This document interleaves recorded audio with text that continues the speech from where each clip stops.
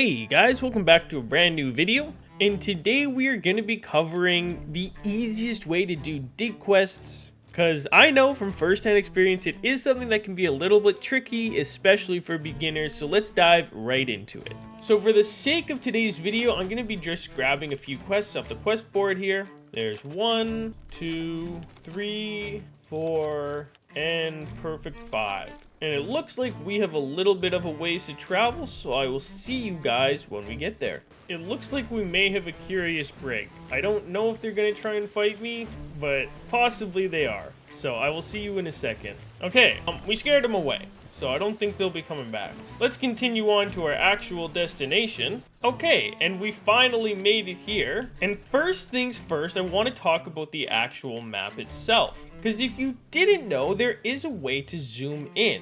On the PC, it's the F button, which is also my interact button. So whatever your interactive button is, in other words, whatever button you use to grab the wheel or pick up chests, the same button should also zoom you into the map, but if it's not, go ahead and check your keybinds to be sure. Now, the first thing you want to do when going for a dig is get situated with what side of the island you are on, and there's a few ways you can do this. One of the best and most efficient ways of doing this is actually before you even get to the island, and it's zooming in on your actual map to see which side of the island you pulled up on.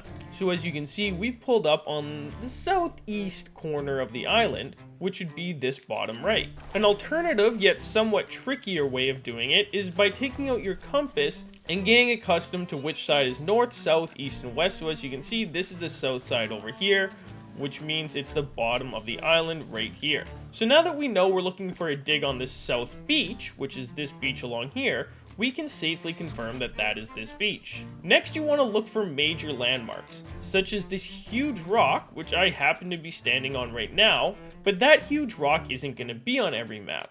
What will be on almost every map are these little red dots spread throughout the map. And what these little red dots actually are, is you probably know, these red plants right here, and these are some of the best landmarks you can actually come across. So as we can see, our dig is sort of halfway in between what I can assume to be this plant right beside the rock and the only other red plant in a line with it. It's a little bit closer to this red plant, but around here, I'd say, and it looks like it's all the way down on the beach. So we'll go down to the beach and we're about in line with where we need to dig, and the area you can dig in is quite generous. So if we take a look, there's also a path we can use. The path starts over here, and it has trees off that path, which I can assume to be these trees right here. If we look at our dig, it's kind of in between two patches of trees. And this is all you're doing when you're looking at map.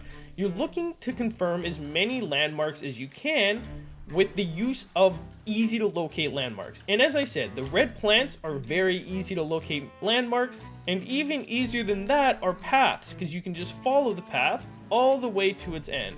So with this information, we can safely assume our dig is in between these two sections, and if we dig, well, okay, that was a little embarrassing. I was just a little off, which I did dig very close, but I guess I was just on the edge of it. But anyways, as you can see, what I did is I lined myself up. I knew the path was right here, and since my first dig didn't work, I gave myself a new landmark, which was this cluster of trees, which was perfectly in line with where our dig was. And for the moment of truth, we got not too bad from our chest, but not the best either.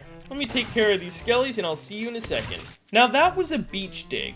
And beach digs are some of the easier ones you can have because it's pretty easy to tell where the beach meets land, or other reasons I gave as we were digging up that last chest. However, this is a little bit harder of a dig to get. So let's get on over there, which from what I can tell, it looks to be towards the west side of the island. So if I take out my compass, I can tell that's up over here, and now we're on the correct side of the island. I can tell it's just after a dugout in the island. So if we run along the side here, we can see right along here is where the island gets dug out. So we're on the northern side of that, right around this area. Now, as we can see, there's a pile of rocks right here, which is a great landmark and easy for us to tell where that is. Now, the X does cover up a little bit more, but what we can tell is this group of trees touching the rock is just above where our chest dig should be, so fingers crossed, it's right here.